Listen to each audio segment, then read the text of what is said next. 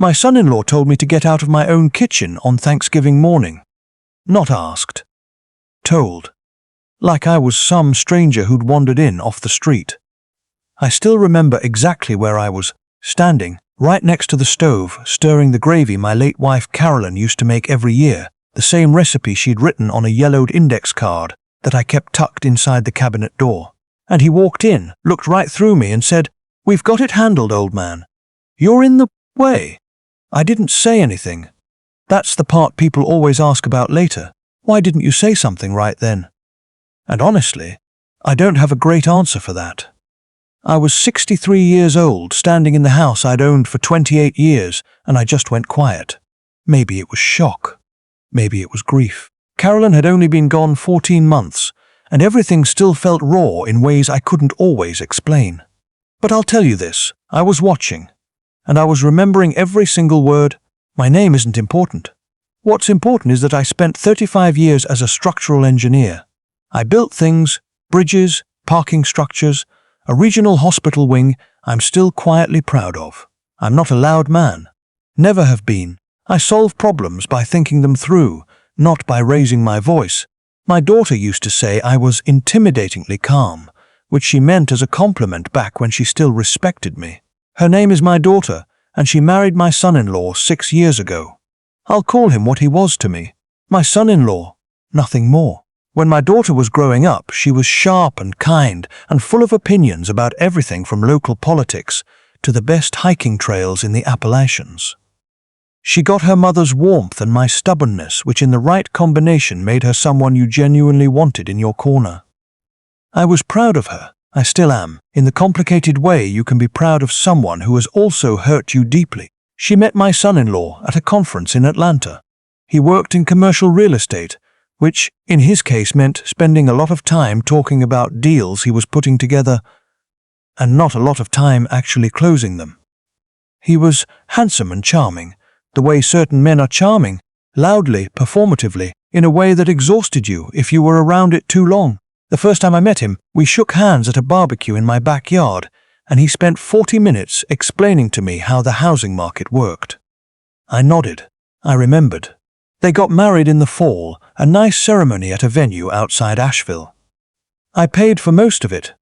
Not because I had to, but because Carolyn and I had always planned to, and by then Carolyn was sick, and we both wanted to see our daughter happy. I paid for the venue, the catering, the photographer, the rehearsal dinner. My son-in-law's parents flew in from Phoenix, and his father shook my hand and said, "You're a good man." I thanked him and didn't think much of it. The first year was fine. My daughter and my son-in-law lived in a condo in Charlotte, and I'd drive up from Greenville every couple of months to have dinner, walk around the neighborhood, see how they were doing. My son-in-law was always working on something, a development project here, an investment opportunity there. He asked me once if I'd be interested in putting money into a mixed-use property he was developing with a partner. I told him I appreciated the offer, but I kept my finances pretty conservative. He laughed like I'd said something naive. Then Carolyn passed. It was a Tuesday in September, early morning, at home the way she wanted.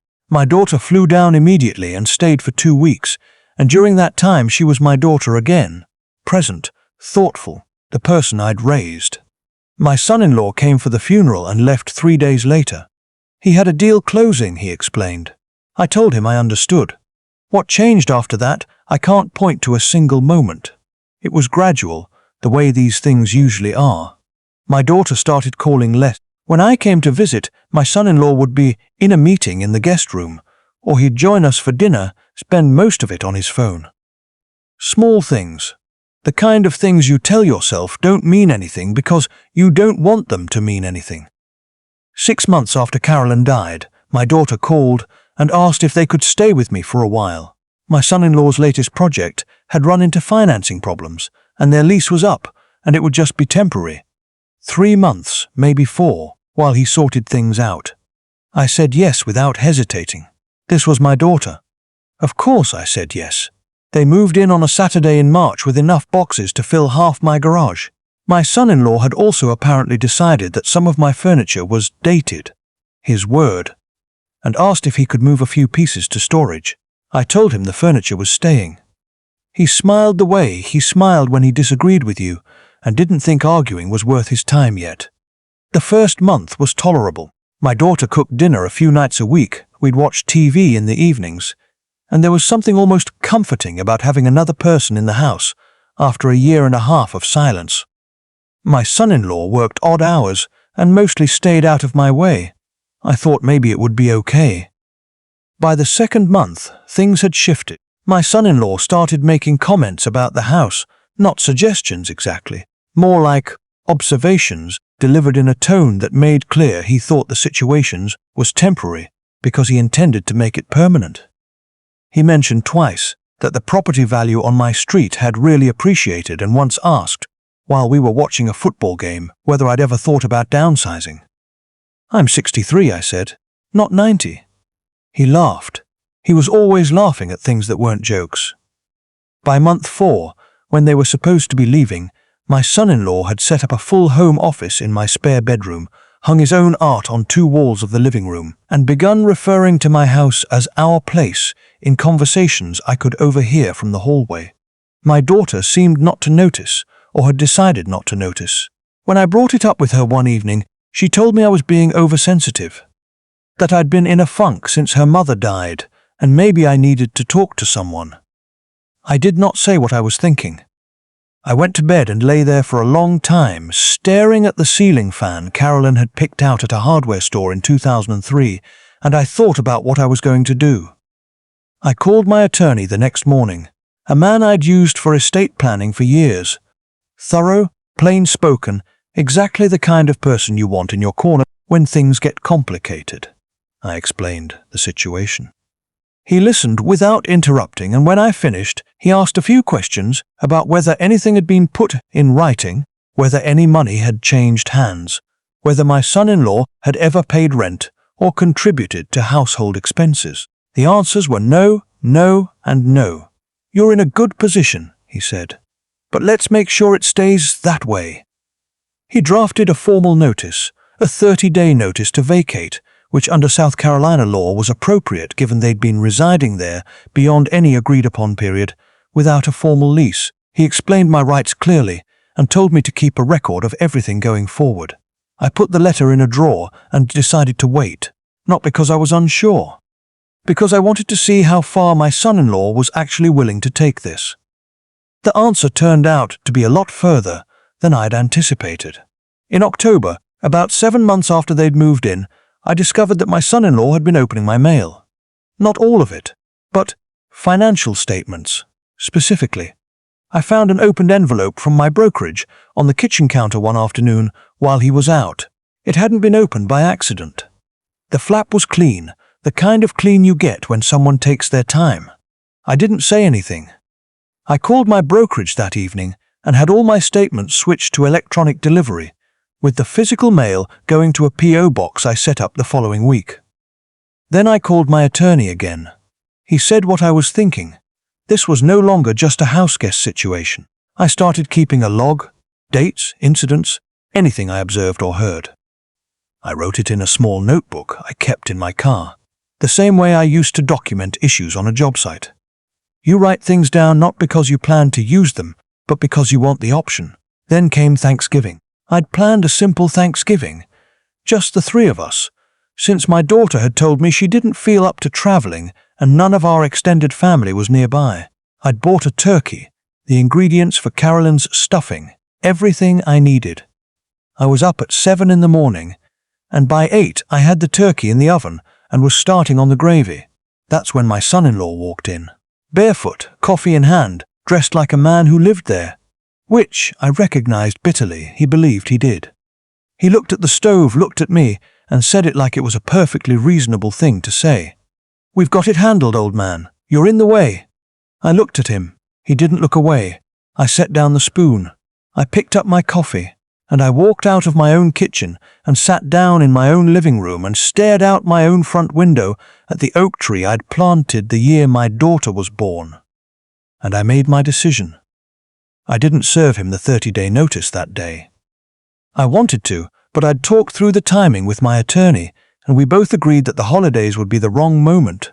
not for sentimental reasons, but practical ones. If my son-in-law decided to be difficult, I wanted the process to start at a time when I could monitor things closely and take action quickly if necessary. Between Thanksgiving and Christmas, I'd be paying attention. What I did instead was spend the next 3 weeks quietly reorganizing my financial life.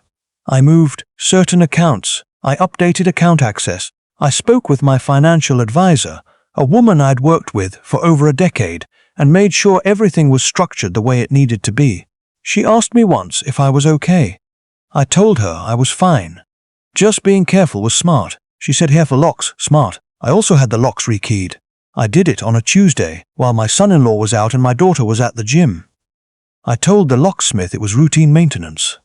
He nodded and didn't ask questions. I had 2 keys made, one for me, one that I put in my safe. I didn't tell my daughter. The notice went out on December 20th, delivered by certified mail to the address, my address, and also handed directly to my son-in-law by my attorney's office. 30 days, January 19th. Per South Carolina law, clearly stated. My son-in-law's response was not what I'd call measured.